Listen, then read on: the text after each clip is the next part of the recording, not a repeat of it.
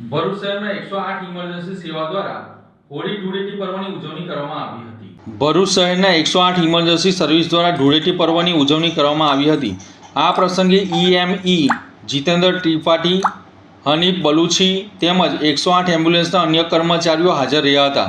તહેવારની ખુશીઓ વચ્ચે પણ સેવા ભાવના જળવાઈ રહે તેવા સંકલ્પ સાથે ટીમ દ્વારા પરસ્પર શુભેચ્છાઓ પાઠવવામાં આવી હતી। ભરૂચ જિલ્લામાં કુલ 34 જેટલી 108 એમ્બ્યુલન્સ સેવાઓ કાર્યરત છે।